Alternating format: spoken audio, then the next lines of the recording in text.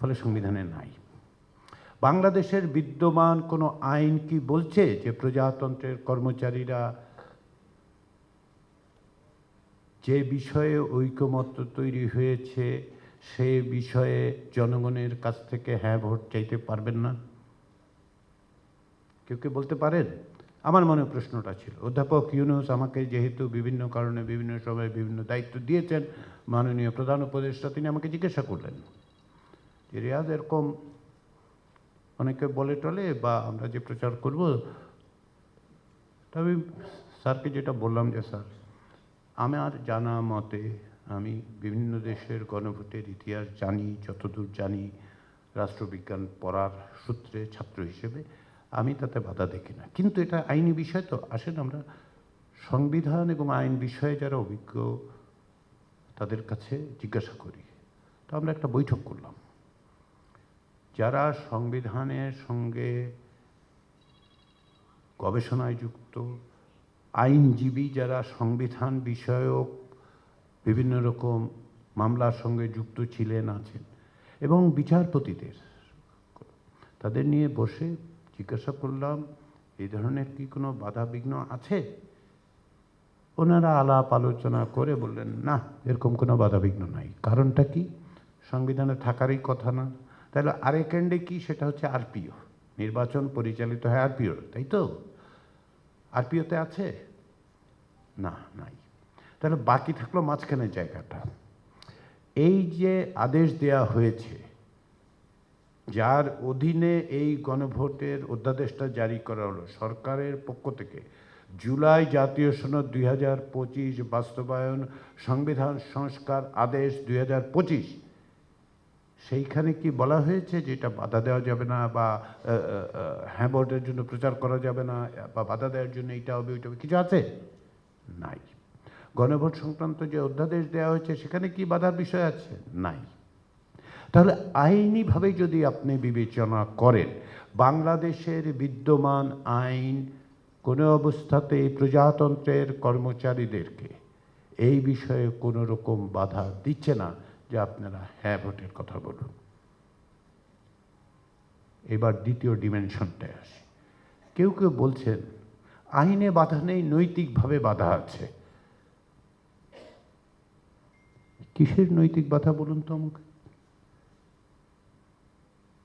না, সরকারের তো নিরপেক্ষতা বজায় রাখতে হবে। প্রথম কথাটা হচ্ছে, ওনাদেরকে আমি একটু প্রশ্ন করি, আমি বিনয়ের সাথে প্রশ্ন করি, অত্যন্ত বিনয়ের সাথে প্রশ্ন করতে চাই। এই সরকার রক্তের উপর প্রতিষ্ঠিত হয়েছে। আপনি এটাকে তত্ত্বাবধায়ক সরকার মনে করেন যে নিরপেক্ষতা বজায় রাখতে হবে তাকে? এইটা তত্ত্বাবধায়ক সরকার নয়, এইটা অন্তর্বর্তী সরকার। যেই সরকার প্রতিষ্ঠিত হয়েছে সংবিধানের চার দেয়ালের মধ্যে নয়, বাংলাদেশের রাজপথে 1400 মানুষের রক্তের মধ্যে দিয়ে এই সরকার প্রতিষ্ঠিত হয়েছে। এইটা মনে রাখুন। নৈতিকতার প্রশ্ন তুলছেন তো, আসুন আমরা নৈতিকতার প্রশ্ন তুলি। নৈতিক জোরটা হচ্ছে ওই মানুষের আত্মদান। একটা ফ্যাসিবাদী শাসক যে পালিয়ে যেতে বাধ্য হয়েছে কি কারণে? বাংলাদেশের মানুষ তাদের, বাংলাদেশের সংবিধানের 7 অনুচ্ছেদে যে পিপল উইলের কথা বলা হয়েছে, জনগণের অভিপ্রায়ের কথা বলা হয়েছে, সেইটা বাংলাদেশের রাজপথে প্রদর্শিত হয়েছে, সেই অভিপ্রায় প্রকাশিত হয়েছে এবং তার ভিত্তিতে এই সরকার প্রতিষ্ঠিত হয়েছে। আপনি বলুন সংবিধানে কোথায় অন্তর্বর্তী সরকার আছে? নাই তো। তাহলে তৈরি হচ্ছে কি করে? তৈরি হচ্ছে কারণ বাংলাদেশের মানুষ চেয়েছেন। সেই সরকার তার নৈতিক ভিত্তিটা কোথায়? সে সংস্কার করবে বলেছিল।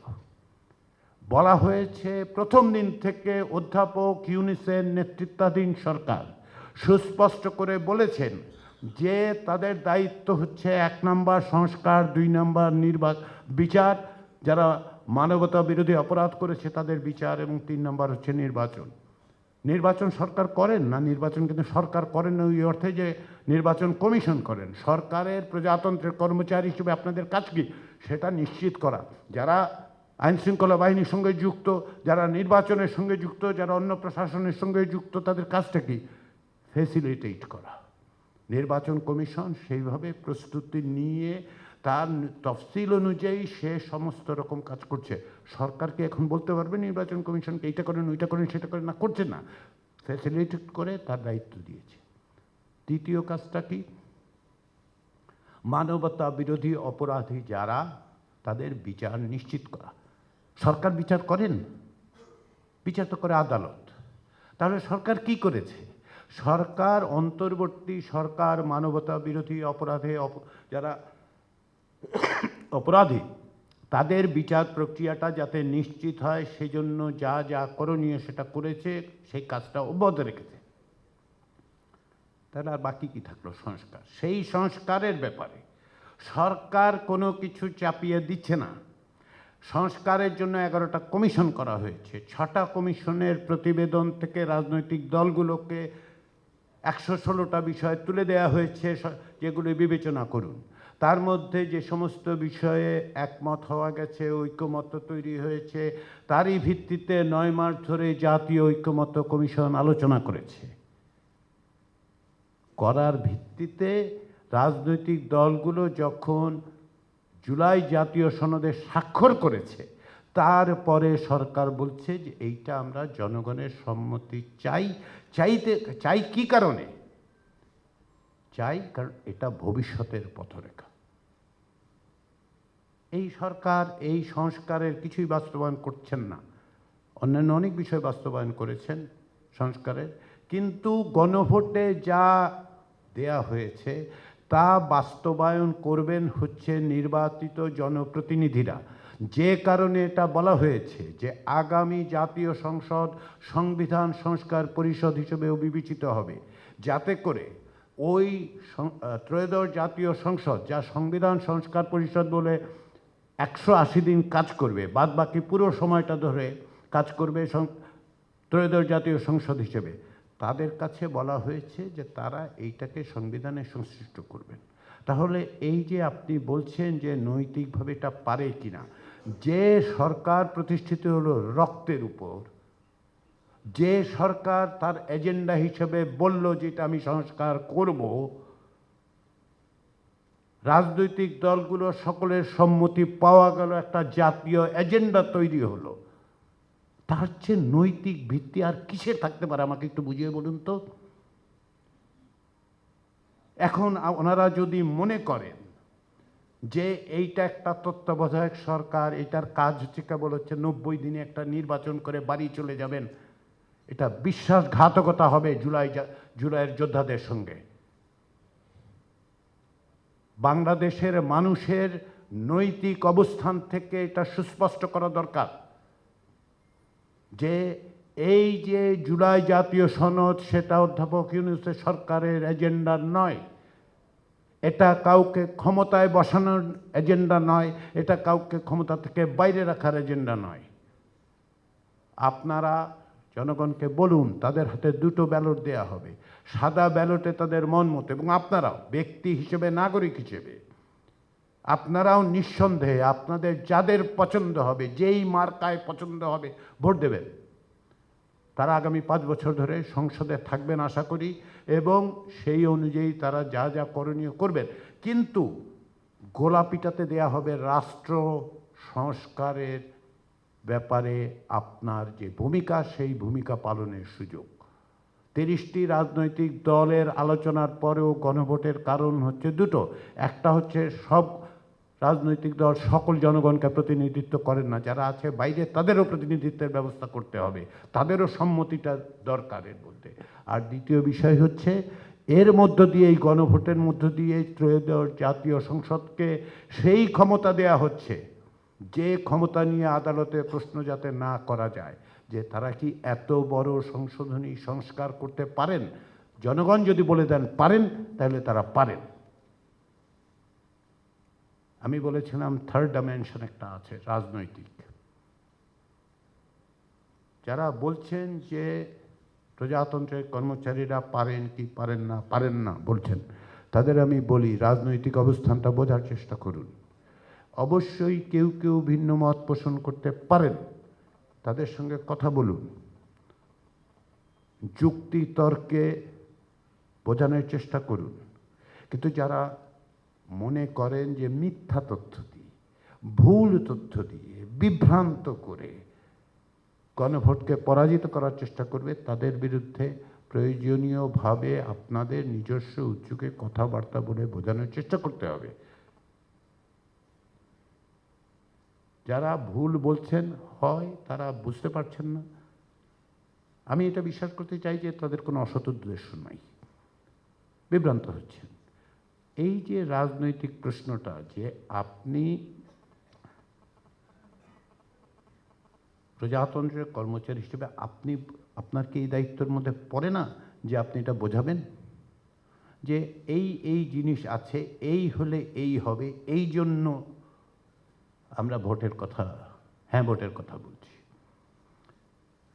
কেউ কেউ আরও দুটো কথা বলেন, আমি একটু সময় নিচ্ছি, ক্ষমা করবেন আমাকে, বিষয়গুলি একটু ব্যাখ্যা করার প্রয়োজন বলে মনে হয়েছে। সরকার কি গণভোটের পক্ষে ইয়েস ভোট, হ্যাঁ ভোটের পক্ষে অবস্থান নিতে পারেন? 1972 সাল থেকে 2024 সাল পর্যন্ত ইউরোপীয় ইউনিয়নে অন্তর্ভুক্ত হওয়ার জন্য ইউরোপের বিভিন্ন দেশে 48টি গণভোট হয়েছে। এর অধিকাংশ ক্ষেত্রেই সরকার হ্যাঁ ভোটের পক্ষে, অর্থাৎ ইউরোপিয়ান ইউনিয়নে অন্তর্ভুক্তির পক্ষে সরকার প্রচারণা চালিয়েছে। 2016 সালে ব্রিটেনের কথা আপনারা জানেন। তার মানেটা কি? তার মানে হচ্ছে সরকার যেটা করছেন সেটা আন্তর্জাতিকভাবে স্বীকৃত পথ পদ্ধতির বাইরে কিছু নয়। ব্রেক্সিটে সরকার অবস্থান নিয়েছিলেন যে ইউরোপিয়ান ইউনিয়নের ভেতরে রাখার জন্য, জনগণ ভোট দিয়েছেন না এর জন্য। তো ঠিক আছে, সরকার, পরবর্তী সরকার ব্রিটেনে মেনে নিয়ে সেইভাবেই কাজ করেছে। কিন্তু সরকার যে অবস্থানটা নিল সেইটা তো বাস্তবতা। এবং এই যে 48টা গণভোটের কথা বলা হচ্ছে, আমি বললাম চাইলে আপনারা খুঁজে দেখতে পারেন, এর অধিকাংশ ক্ষেত্রে কারণটা কি জানেন? কারণটা হচ্ছে যে সরকার যদি কিছু প্রস্তাব করে যদি নিজেই সেটা সমর্থন না করে, তা সেটা কীরকম হবে? একই যুক্তিতে যে জুলাই জাতীয় সনদ তৈরি হয়েছে, তার প্রক্রিয়া সরকার তৈরি করেছে, আদালত করেছে, তারপরে তৈরি হওয়ার পরে বলবে যে ভাই এটার সঙ্গে আমি নাই। এটা কীরকম নৈতিক অবস্থানের কথা আপনারা বলছেন? কীরকম রাজনৈতিক অবস্থানের কথা বলছেন আপনারা? ফলে সরকার এটা করতেই পারে, পৃথিবীর ইতিহাসে আছে। আমরা সরকার অকস্মাৎ একটা কিছু আবিষ্কার করে ফেলেনি। সর্বশেষ কথা যেটা লোকে বলে, কেউ কেউ বলার চেষ্টা করেন, কি বলার চেষ্টা করেন, বলে এতগুলি প্রশ্নের একটা উত্তর হয় কি করে? প্রথম কথা হচ্ছে যে আপনারা বুঝতেই পারেননি, অথবা ইচ্ছে করে বুঝছেন না। প্রশ্ন কিন্তু চারটা নয়, প্রশ্ন একটা। চারটা বিষয়ে বিভক্ত করে বলা হচ্ছে এই ইয়েস ভোটের কনসিকুয়েন্স কী হবে, এই ইয়েস ভোটের, এই হ্যাঁ ভোটের পরিণতি কী হবে, কী কী পরিবর্তনগুলো করবে, কোথায় পাবেন আপনি পরিবর্তনের বিস্তারিত। এখন তাহলে তো আরও প্রশ্ন, তা আপনারা বলছেন 48টা বিষয়, এতগুলি, তো আমি যদি 47টা একমত হই তাহলে কি আমি ভোট দিতে পারবো না? হ্যাঁ, আপনি 47টা কেন, আপনি 48টাতে একমত হয়েও না ভোট দিতে পারবেন, সেটা তো আপনার অধিকার, সেইটা প্রশ্ন উঠছে না। আপনি যেভাবে বিভ্রান্ত করার চেষ্টা করছেন যে চারটা বিষয়, আমি কি দুটায় ভোট দিতে পারবো, একটাই ভোট, চারটা বিষয় প্রশ্নই করা হয় নাই। আমি সেজন্য নির্বাচন কমিশনের সচিবকে একাধিকবার অনুরোধ করেছি এবং ওনারা সেটা করছেন। প্রায় প্রতিদিনই আজকে বাংলাদেশের সংবাদপত্রগুলোতে হয় প্রথম পাতায় অথবা শেষ পাতায় একটা বিজ্ঞাপন চাপা হচ্ছে। সেটা হচ্ছে কি, সেটা হচ্ছে যে চারটা বিষয় উপরে লেখা আছে, আপনি যদি এইগুলিতে একমত হন তাহলে হ্যাঁ অথবা না দিন।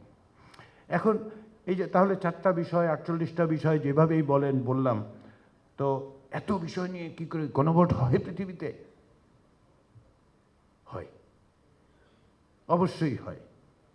তিউনিসিয়াতে 2022 সালে গণভোট হয়েছে সংবিধানের উপর, গোটা সংবিধানের উপর। গোটা সংবিধান, খসড়া সংবিধান জনগণের সামনে রেখে বলা হয়েছে হয় হ্যাঁ বলেন অথবা না। 140টা অনুচ্ছেদ। আপনি আমাকে বলুন জনগণ 139টা অনুচ্ছেদ পড়ে একমত হয়েছে, 40 নম্বরটা হয় নাই, এরকম পরিস্থিতি হতে পারে, সেই জন্য তিউনিসিয়ার গণভোটটা ঠিক হলো না। এটা কি বলতে পারবেন আপনি? আচ্ছা, তিউনিসিয়া কি ব্যতিক্রম না? তিউনিসিয়া ব্যতিক্রম না। 2010 সালে কেনিয়াতে সংবিধানের উপর যে গণভোট হয়েছে, কেনিয়ার প্রস্তাবিত সংবিধানের 260টি অনুচ্ছেদ ছিল। তো 260টা অনুচ্ছেদের একটা সংবিধান আপনারা পাশ করার জন্য লোকজনকে দিচ্ছেন। তুরস্কে 2017 সালের গণভোটে ব্যাপকভাবে সংবিধানের পরিবর্তন করে নির্বাহী বিভাগের ক্ষমতা বাড়ানো হয়েছে, আইনসভার ক্ষমতা কমানো হয়েছে, বিচার বিভাগের ক্ষমতা কমানো হয়েছে। তার বিষয় নিয়ে আমি একমত না, কিন্তু বাস্তবতা হচ্ছে 18টা বিষয় নিয়ে 18টা প্রশ্ন রেখে উপরে লিখে দেওয়া হয়েছে হ্যাঁ অথবা না, আপনি বলেন আপনি একমত না দ্বিমত। ভোট তো হয়েছে। তাহলে বাংলাদেশে অকস্মাৎ 4টি ক্লাস্টার করে, 4টি একত্রিত করে যখন প্রশ্ন করা হচ্ছে, তখন যারা বলছেন যে বিভ্রান্তি এই হবে ওই হবে ইত্যাদি ইত্যাদি, আমি ঠিক বুঝতে পারছি না যে তারা কেন এটাকে এত জটিল বলে বিবেচনা করছে।